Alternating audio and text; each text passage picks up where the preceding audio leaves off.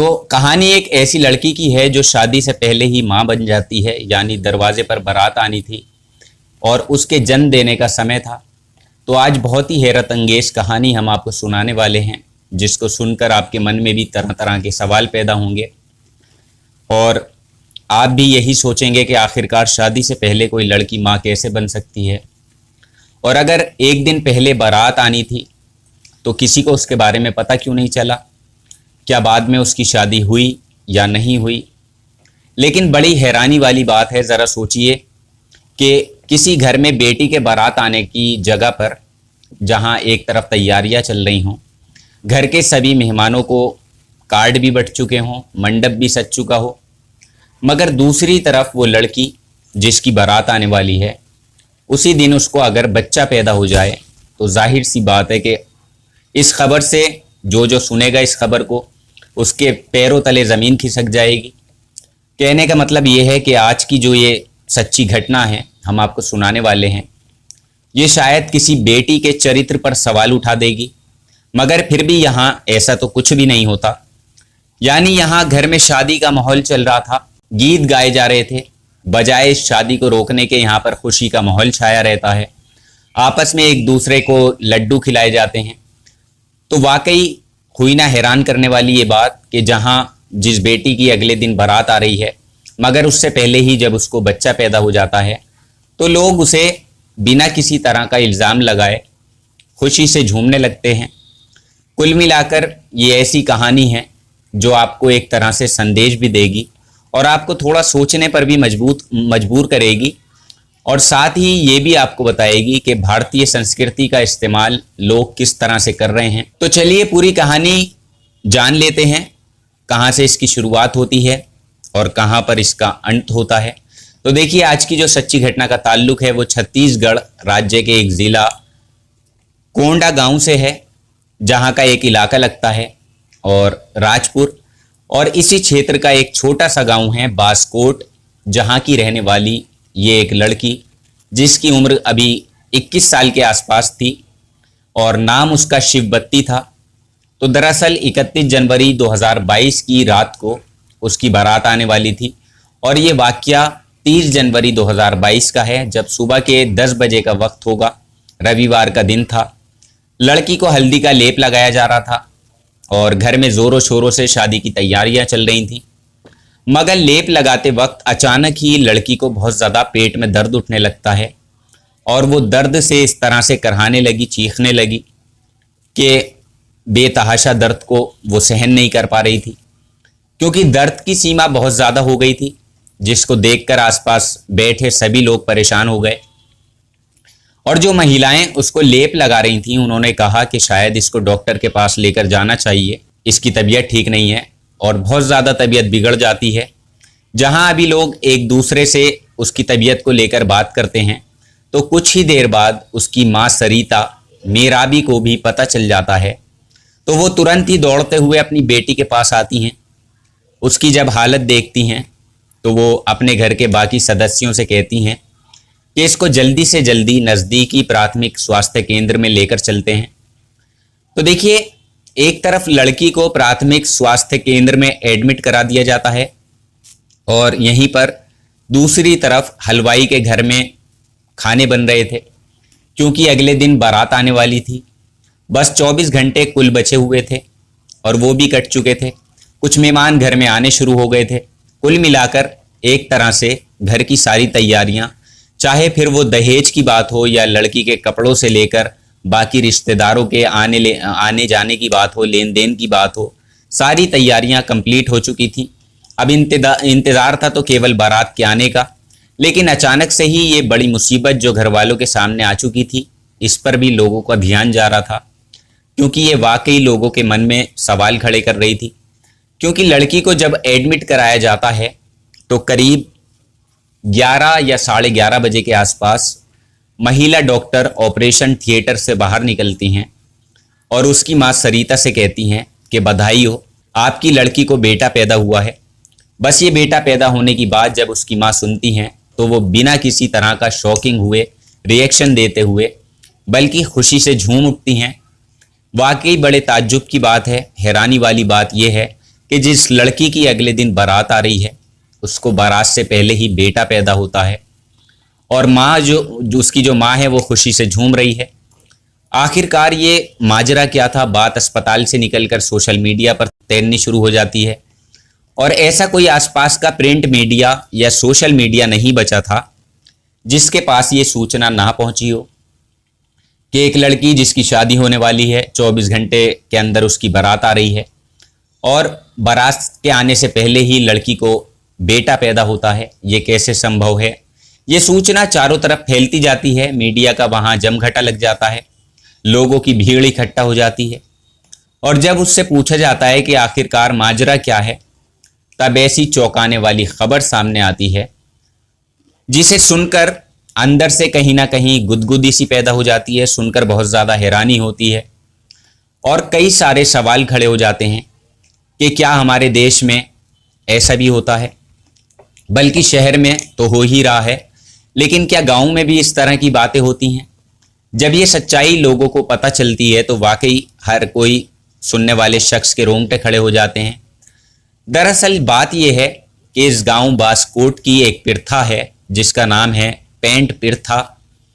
जहां इसके चलते इस प्रथा को निभाया जाता है तो यहाँ की रहने वाली एक लड़की शिवबत्ती और एक लड़का है चंदन नेताम जो कि उड़ीसा का रहने वाला है। तो इन दोनों का आपस में कुछ रिश्ता होता है, यानी इन दोनों का कहीं ना कहीं एक दूसरे से लगाव होता है।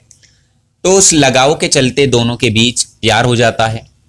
फिर लड़की अपनी माँ से आकर कहती है और लड़का भी अपने माँ बाप से जाकर बात करता है। तो दोनों के ही घर वाले इनकी बातों पर ज़्यादा गौर नहीं करते हैं, हालांकि यकीन तो कर लेते हैं और कहते हैं कि ठीक है, अगर लड़का और लड़की आपस में एक दूसरे को पसंद करते हैं, प्यार करते हैं, तो हमें भी कोई एतराज़ नहीं है, कोई बुराई नहीं है।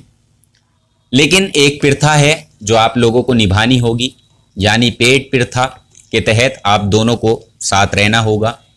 बस यही अपने आप में वहाँ की एक अजीब सी बात थी, जबकि कोई माँ बाप अपने बच्चों को शादी से पहले साथ रहने की अनुमति नहीं देते हैं और वो भी अपने घर के अंदर।